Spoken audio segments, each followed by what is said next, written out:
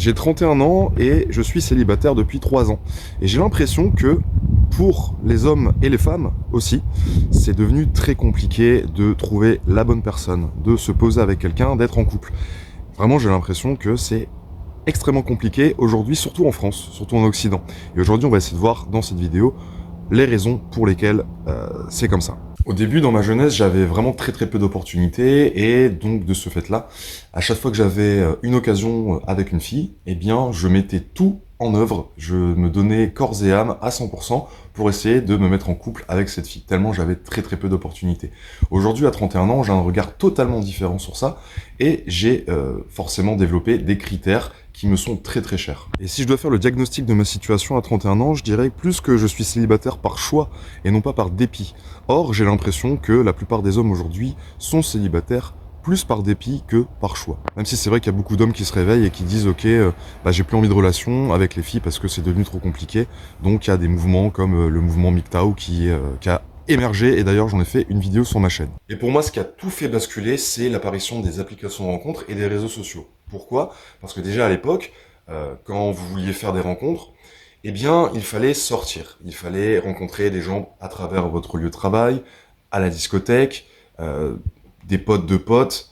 Bref, il fallait être sur le terrain. Aujourd'hui, avec les applications de rencontres, vous pouvez très bien rencontrer une personne qui habite à plus de 20, 30, 100 km de chez vous, donc le champ des possibles est énorme. Ce qui fait que, forcément, vous êtes en concurrence avec des personnes, avec des hommes, par exemple, qui sont bien plus beaux que vous, bien meilleurs physiquement, plus intelligents également, plus drôles. Bref, la concurrence est devenue de plus en plus rude, et les femmes, forcément, vont choisir forcément la personne qui est la plus intéressante et la plus belle à ses yeux. Par exemple, moi j'avais un ami à l'époque qui était extrêmement beau et qui était sur les applications de rencontres, et sur 10 personnes, sur 10 filles, il avait entre 8 et 9 matchs. Et moi, quand je voyais ça, je me dis, c'est incroyable, parce que moi, qui était pareil, j'étais sur la même application, et j'avais un match sur 50, par exemple.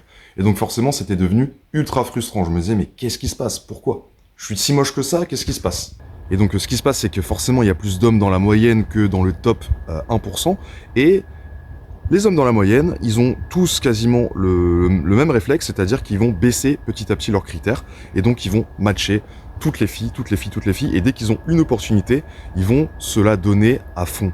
Ils vont tout faire pour avoir cette fille, parce que pourquoi?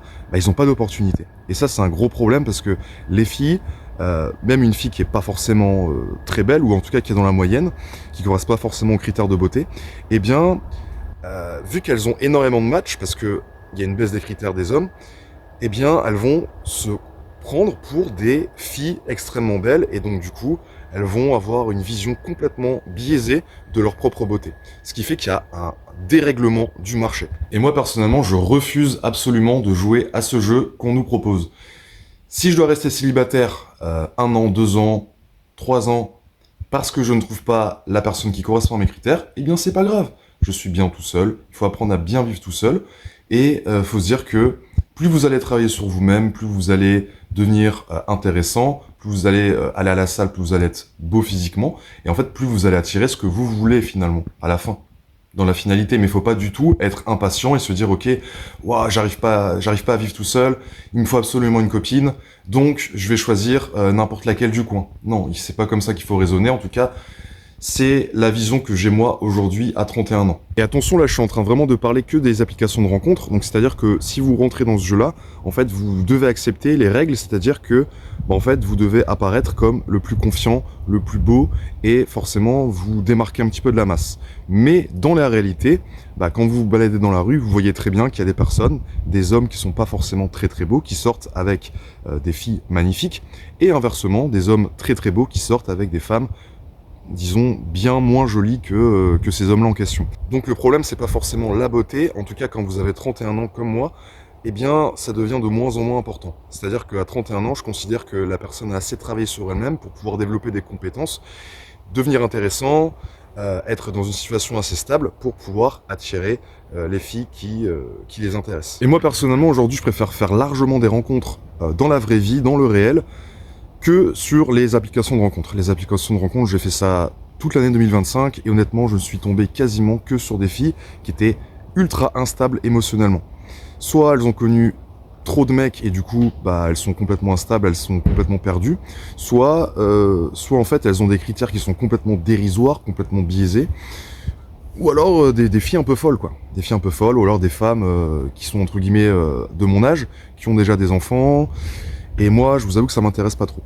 Les plus belles rencontres que moi j'ai pu faire dans ma vie, c'était dans le réel. Et forcément, pour faire des rencontres dans le réel, il faut être à l'aise socialement, il faut avoir développé des compétences, il faut avoir travaillé assez suffisamment sur soi-même pour pouvoir être à l'aise et voilà, bah, trouver, entre guillemets, attirer la personne qui nous conviendrait par la suite. Et si je devais conclure cette vidéo, je dirais que l'erreur principale à ne surtout pas faire, en tout cas pour un homme, c'est de placer la femme au milieu de vos préoccupations, de faire que la femme soit le centre de votre monde. Moi, je considère que la femme, enfin le fait d'être en couple, pour moi, c'est un plus. C'est un plus qui va me rapporter des choses positives et non pas qui va me flinguer ou voilà, me mettre dans un état de frustration ou voilà, ou le fait que je m'engueule tout le temps avec elle, en fait, qui va me rapporter vraiment que du négatif. Et ça, j'ai pas du tout envie de ça, surtout à mon âge. Donc, pour moi, le couple, c'est un plus, tout simplement. Et bien évidemment, on reste des hommes, donc forcément, on a des besoins. Et si forcément vous n'arrivez pas à trouver la femme parfaite, celle qui vous correspond le plus, rien ne vous empêche de trouver des relations plus courtes ou alors plus éphémères pour pouvoir vous amuser, avoir du plaisir, en attendant de trouver la femme qui vous convienne.